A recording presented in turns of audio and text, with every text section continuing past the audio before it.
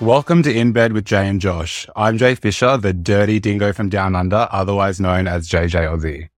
And I'm Josh Moore, the trash bag from London. And this is the podcast where the sheets are dirty and the conversation's even dirtier. Josh and I will be chatting about what it really takes behind the scenes to make it as an OnlyFans creator, and also chatting with some of your favorite creators about their lives, their hustle, and what it really means to make it in this industry. Now get comfy to get in bed with Jay and Josh. Let's do it. So to kick it off, I think that we should talk about what is OnlyFans, what is an OnlyFans creator, and some of the lingo that we might be using in this series, just so people that don't know what we're talking about or aren't from this industry know exactly what we're talking about. Let's break it down step by step.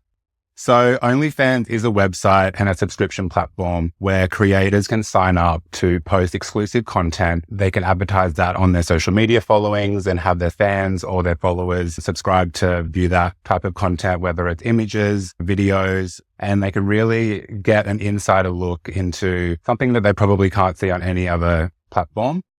And it can be anything from sexual content to cooking shows to fitness to everything. I think sexual content makes up like 80% of OnlyFans, but there are also some of your favorite celebrities on OnlyFans doing a multitude of different things. So you can get pretty much anything on there. And OnlyFans really came about in popularity 5-6 years ago. It's been around for 7 or 8 years. Started like 7 years ago. Exactly. And then in 2020, around the pandemic lockdown period, it really took off because people were out of work and really looking for that extra income. And OnlyFans really provided that for a lot of people in that period. And social media obviously played a big part in that. There was people out there that you might classify as influencers, and they had a huge following other than brand deals and other type of deals like that where they can monetize their following.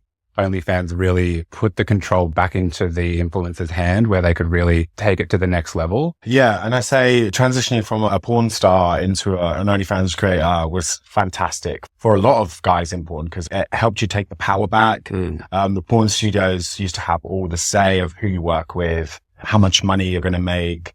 And you never got any royalties from the content that you created for that studio. So basically you would get paid a one-off fee, which wasn't very much.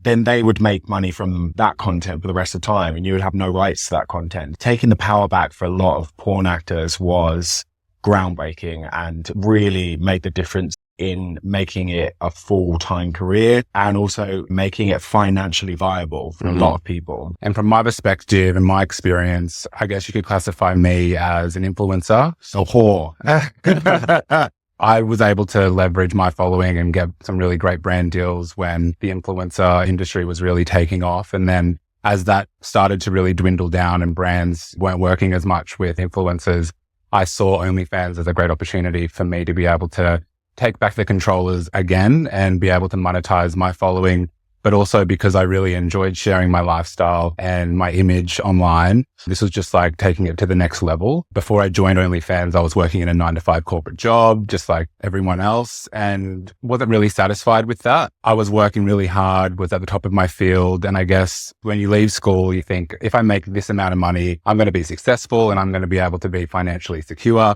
And unfortunately, that wasn't the case.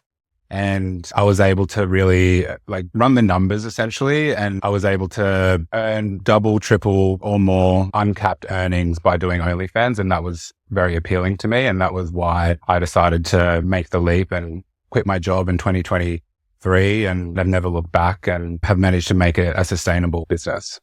I mean, I used to work in Burger King, and then I started porn and still wasn't earning the potential that I always wanted to earn.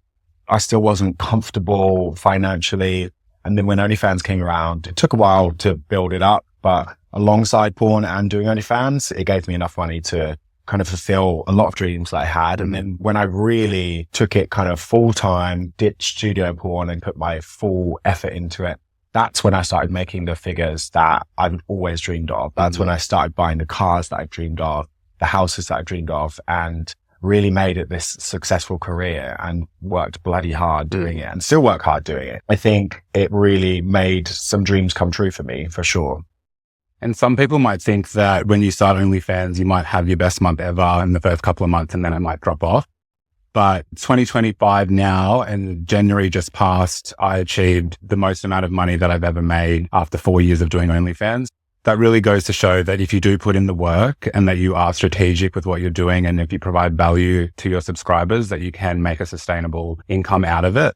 And I guess a part of doing this podcast is so we can pass on a little bit of knowledge and experience to anyone else that's looking to do OnlyFans. I've also developed an online course to help people try to get into OnlyFans. There's nothing really like that online for people to educate themselves on the industry and how to run their social media and how to launch an OnlyFans account. I found that when I was going to start my OnlyFans account, when I was doing research, there was a lot of resources available for female creators, but nothing really for male creators or in the queer space. So I'm using my experience and knowledge over the last 4 years to try to pass that on to anyone that's looking to get into the industry. Sorry to interrupt this gorgeous episode, but I couldn't help but say that posting nudes isn't a business strategy, but the ofbizschool.com is.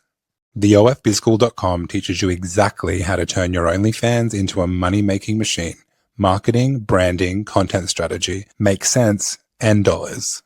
Sign up to the ofbizschool.com, follow the steps, and let's just say OnlyFans will be paying your rent. So if you want to stop struggling and start thriving, go to the ofbizschool.com. Trust me, your bank account will thank you.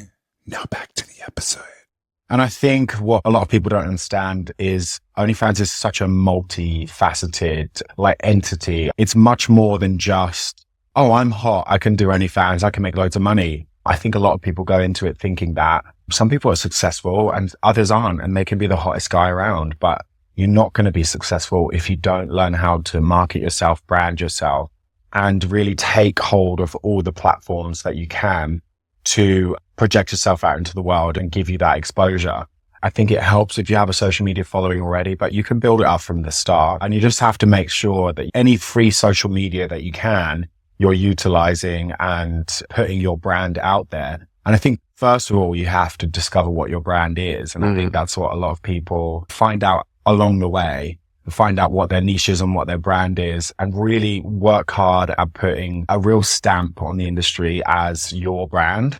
So figure out what you do well and what you do best. I think you should look at other creators and get inspiration, but then really hone in on your own brand and what you do best, and then just really push it on social media.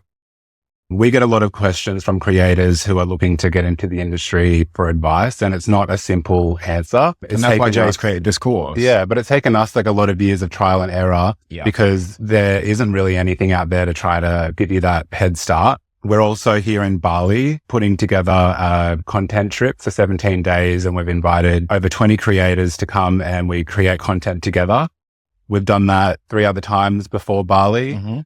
And we've really found that is a great time for us to come together, create social media content, OnlyFans collaborations. We also build a deeper connection with the people that we're working with, which means that we're able to work together in a more genuine and honest way. We're about 6 days in so far. 6 days in, yep. We're about to move to a different location with a whole new group of boys coming today, actually. And so far, it's been amazing. We've had people that have just joined OnlyFans, and then we've had people that have been doing it for many years, and everyone really enjoyed the process. Yeah, I think collab trips are a real great way to create content because we get that environment where we take inspiration from each other and we really kind of bounce off each other's energy. And it's a real space where you can just be filled with creativity. And I think the real main thing I've noticed personally is for social media content, when it's the most creative and the most sexy and the most fun is when we're in environments like this and when you really have those creative juices flowing.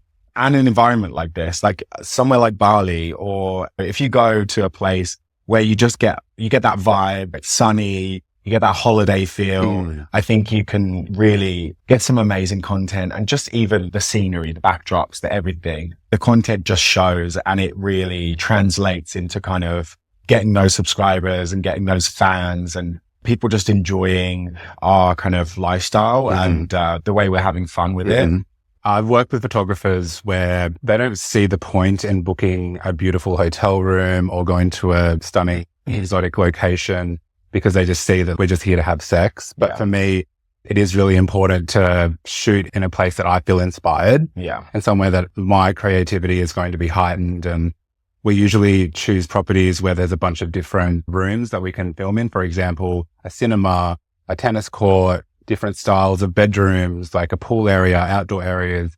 It's just so we can really get a variety of different content, because obviously if we get a property where everything looks the same, it's like pointless. So we've done this 4 times now. The first trip we went to Puerto Vallarta. We did. You organized the trip in Marbella. Yeah. We just came back from Tulum in November. And while we were there, we decided to come to Bali. It's something that we're trying to replicate every 3 to 4 months, just so we can make sure that we can keep up to date with the type of content that we're providing to our subscribers. And we find that really helps retain subscribers too, because they're excited to see where we are, where we're shooting, and the new boys that we're working with. But saying that, on that note, like, you don't have to do trips like this to become an OnlyFans creator and to become a successful OnlyFans creator. A lot of people do it from their homes, and that is the beauty of it. Like, you don't have to do what we do. You can make it your own way. You can, you make everything your own, and you can be doing it from home, and you can be doing it successfully. And this is just the way we do it, but everyone's going to have their own way. Everyone's going to have their own niche. And you just got to find that, and don't be afraid to launch into that and lean into it and do it from your home. And that's where we all started. Yeah. I would say you don't need to do the big things like this that we do to become a successful OnlyFans creator. So should we chat about how we first met? Yeah, we should. Well, we'd seen each other on social media before we'd met. And I DM'd you like something like, "Oh my God, I love all your looks and all your fashion. Please let me know where you got all your clothes from. Like, I take such inspiration from it." And I didn't get a reply. Bitch. I actually went through and had a look this morning, and I did reply. You did reply? Okay. But it might have been a few days later. Yeah. Sorry. But I know who you were because you've been in the industry for some time. Decades. and I was like impressed that you messaged me. And then we were in Amsterdam at the same time for Pride. We were, yeah. In 2023. Mm-hmm. Yeah. I was a mess. We were both partying and having a great time. We're at a street parade on the Friday night. And we just had a great time, met each other, and we instantly got on. We tried to schedule a collab. We did, but we were just partying so much. We just never ended up happening. You're like, "Come to my hotel tomorrow morning and let's do a collab." But I was flying out to Madrid the next day, so we didn't end up doing that. To be honest, I would not have been able to do that anyway. You would have been in a state. I was still partying till the morning anyway. And then we saw each other in Mykonos, and just like instantly, I think we've just had a connection and a friendship develop from that. Yeah. Sisters from the beginning. Yeah. Doing these trips together really like cemented our relationship. And I wouldn't want to do this with anyone else. And no, me neither. We have such a fucking hilarious kind of bond, like friendship. We literally laugh like every minute of every day, which is fucking great. And it's, I wouldn't want to do it with anyone else either. Well, I'm Australian, you're from England, but Josh knows all about like Kath and Kim, Jamae Private School Girl, and Chris Lilly. Yeah. And we're always referencing like silly things like that and just taking the piss. So I'm an honorary Aussie. You really are. You really are. So I think we should start talking about the lingo of OnlyFans and what things mean. So I think the main thing that comes up for me in my head about the OnlyFans lingo is collab. When everyone's saying collab, what do they mean? So a collab is a collaboration. It's a shortened word for collaboration.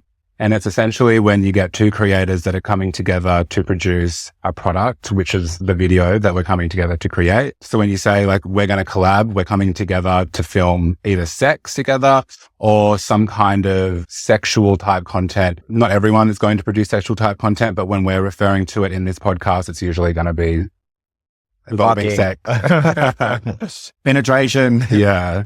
Collab trip is when we go on a holiday together to film collaborative videos together. PPV stands for pay per view. And that's a video or a photo that we send to a subscriber where they need to pay to unlock it. Mm-hmm. And not everyone does pay per view. No. Some creators prefer to just put it all on their wall and have everything under the subscription price. And some people prefer to have, maybe some people have a free page and then they just charge pay-per-views in the messages. Some people charge a subscription and then also have pay-per-view messages. There's also pre-sales as well. So those are the things that I do. So I don't do any pay-per-view messages. I do pre-sales.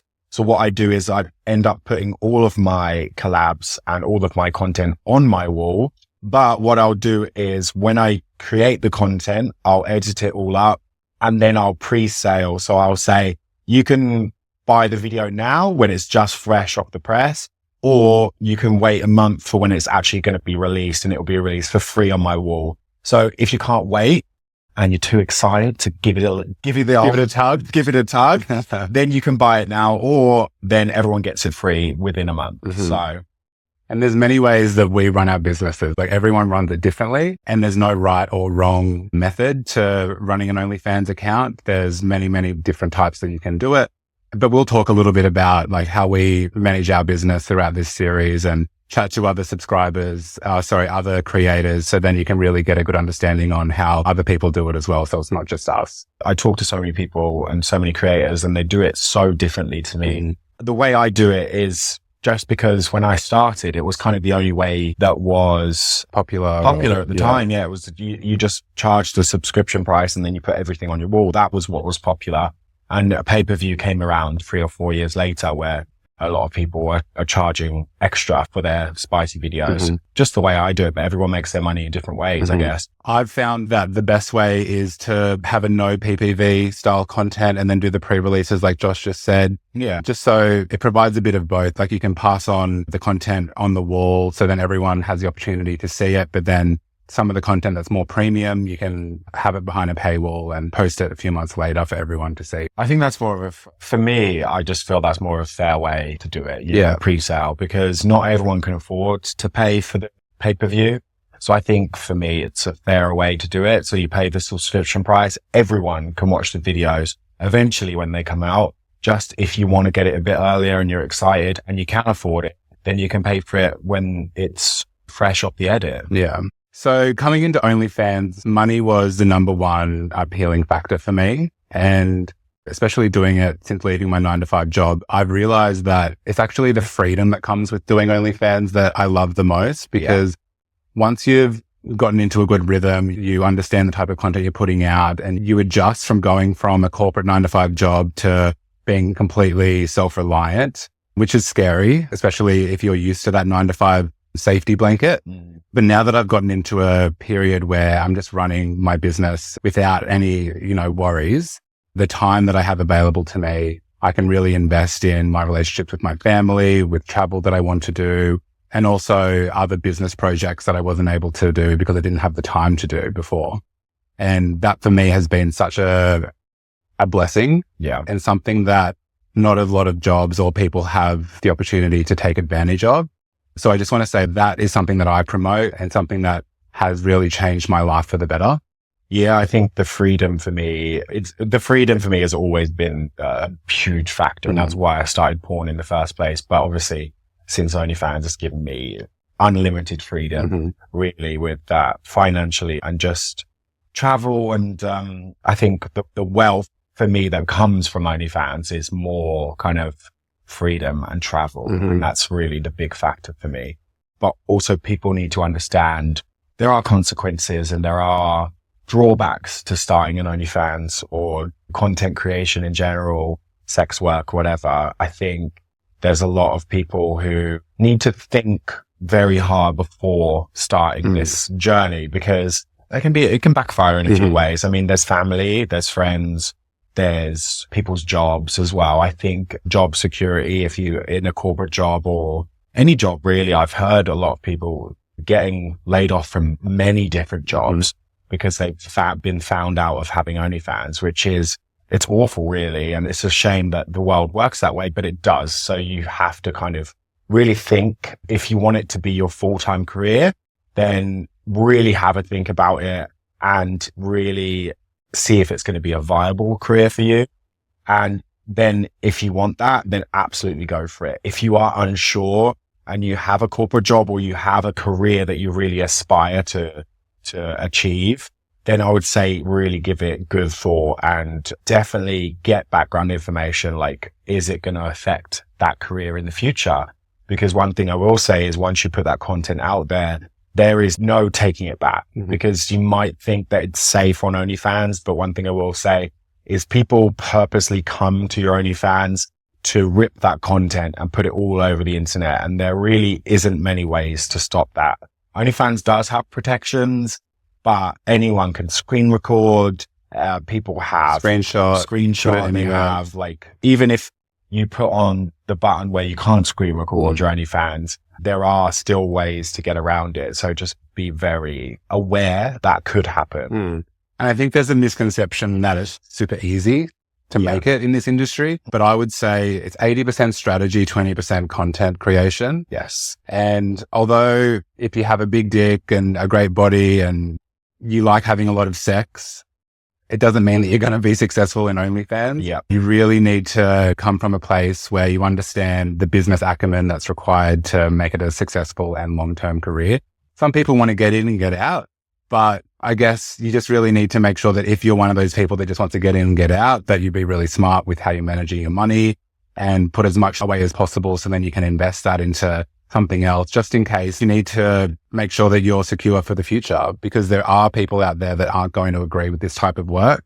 And it's something that you really need to think hard about before committing to. And if you do commit to it, you need to run with it. Yeah. You don't want to half-ass it. You don't want to grab it and for fucking granted. sprint. Yeah, you really do. Because if you don't, and you kind of left without having an income from your 9-to-5 job, and you're not making enough money on OnlyFans to really survive, you really need to take that into account before you start doing this type of work. For sure. There's a porn industry where you're from. What would you say is the biggest difference between doing that and doing OnlyFans for people that don't know? For one, you get a one-off fee for each scene that you do. There's a lot less control. And especially for new porn actors that are coming into the industry, you don't really get much control of who you work with. I don't think you get to travel as much as well. There's a lot less freedom. You're very committed to specific dates that they want. You obviously have a boss, someone who manages that. And the content you don't own either. There's no royalties. There's no subscriptions. There's nothing. So content creation, you have the freedom. It's basically the opposite. And also it's a much safer working environment, I think. For me, I've experienced a lot of bad stuff happening on porn sets and whatever, corruption and all stuff like this, nasty goings on. Whereas when you do OnlyFans, you obviously curate your own environment where you can create your own safe space. You work with who you want.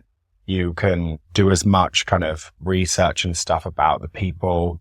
You can even kind of meet the people before if you want to and get an idea of who they are and whatever. And obviously me and Jay, we create these content trips to be a safe space, to make sure everyone that comes on it is a genuine creator that wants to, create really good content, and there's no drama and there's no...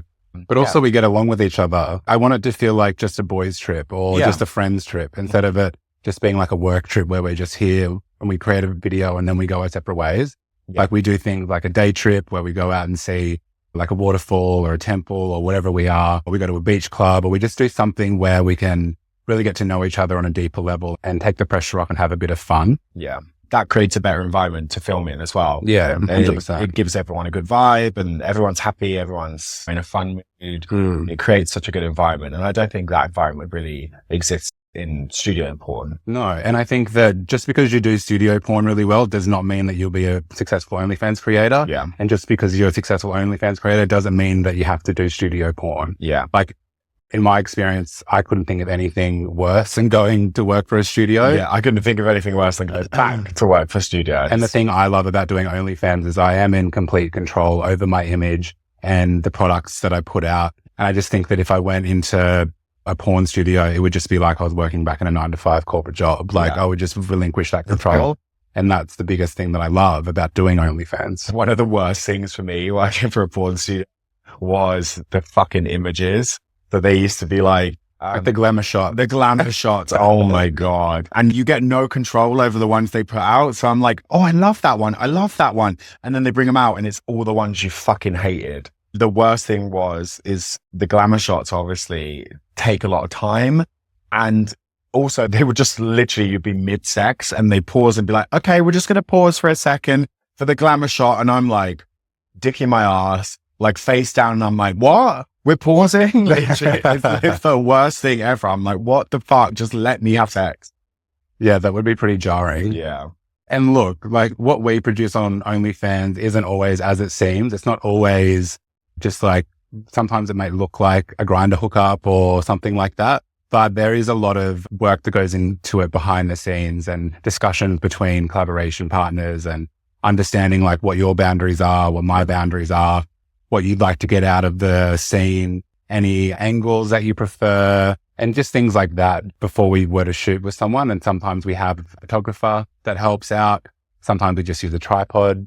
Just depends on the day and who's available. Yeah. Depends on your own personal style as well. A lot of people do it at home and they do it with just a tripod and a dream, you know? I wish I was someone that could just do it solo and just be happy and satisfied with that. But I really prefer working with others in this industry. Yeah, absolutely. I think that's what everyone else is comfortable with. I am actually quite uncomfortable sitting alone in front of a camera doing a solo. That's less comfortable than me working with someone else. There's just space for everyone in this industry, in the content creation, to do what they want to do. Whereas the porn studios, you're told what to do. And I think that also can be a bit, traumatizing at best. Like if you're not into it or you're not into the person, you're not into the scene or whatever in content creation, you're just like, okay, I'm not really into that. Let's do something else. Whereas, you've got a set script, you've got a set kind of scene to do, and it can also cause a bit of like, upset in your mind if you're, doing those things that you don't want to do. Yeah. Well, I think that's the beauty about coming together and working with others is that we can lean on each other. Yeah. And we can really like, if we do have a bad day, we can chat to someone about it and we really understand each other and can relate to each other more than our other friends that don't do OnlyFans. Like, for example, like my friend back in Australia, when I'm chatting to them after a collab trip and they're asking like, what's this person like? What's that person like? And I think they expect me to just say either the worst or just talk about it superficially. But in my experience, like we're all laser focused on our business and supporting each other and making sure that it's as much of a healthy environment as possible, because we all know what it's like. And we know that when we go home, our friends at home and our family don't really get us in the same way. Yeah, for sure. And I think having a little community like that to rely on, and also when filming content, to like bounce off each other and be like, what do you want to do? And what are you comfortable with? And there's no set rules and you can really just do what you're comfortable with and really have a working relationship with that person and come to an understanding of what you're both comfortable with and then make magic, Like, I think when you're both feeling really comfortable, that's when you make the best kind of content. Yeah, I want people that walk away from our scene together just to feel like happy and confident and and like they've smashed it and they've made really good content. Yeah. They, can make some really good money from it. Even on this trip, we've had people that have been doing it for a couple of days, couple of months. Yeah, literally days. Brock got here and he was like, this is my first day. And I remember like when that was me and I went into a content trip for the first time or my first collaboration for the first time and how I felt. So I can really take that and really make sure that it's a great experience for them and pass on as much information and tips and skills and things as I can to them, just to make sure that they're going to walk away from this trip and go on to other collaborations with a little bit more confidence. So I think to end it, let's say our favorite things about the industry and our pet peeves about the industry. Okay. So my favorite things about the industry are doing the content trips and being able to work with other people who are like-minded, because I found that sometimes in my 9-to-5 job, it just felt like I was around these people just because of the money and just because I needed the money to pay rent. But I'm here because I want to be here. Yeah. And I would say the negatives would be that there is unknown, like there is no security. Yeah. OnlyFans could close up tomorrow, but that's why I try to create other businesses and other streams of revenue so that I'm not solely reliant on OnlyFans as well. But I guess that is probably the biggest concern that I would have about the industry. I think my favorite thing is the creativity involved. I love the creation of the content itself, the sex. I love the lighting, the angles, the kind of the mood, the environment, where you shoot. And I love just putting it all together, even if you have a little storyline behind it. And also I love like the social media content as well. I fucking love like putting reels together, having good ideas, really fun, sexy kind of Instagram and Twitter content. I think that's my favorite. Yeah, it's a fun job. Yeah. Being creative and just having fucking fun with it. Yeah. My pet peeve about the industry, oh God, I like other creators, like not the most other creators. Obviously, most of them are great, but other creators that are just, they're kind of really in it for themselves and not fucking tagging me. That is one of my worst pet peeves. Like, you know, you create content together. So you basically have a mutual ownership of this content. Yeah. And if they're putting it on social media and not tagging you in it, that is copyright infringement of your mutually shared content. So I'm like, it's just rude. It's fucking very rude. Yeah. It's so rude. And like people you thought were like nice people thought you thought they were friends, and they're off on their social media just posting videos, not tagging you. And it pisses me off. It's fucking disrespectful. So if you become an OnlyFans creator, do not do that. It's like the worst of the worst. Yeah.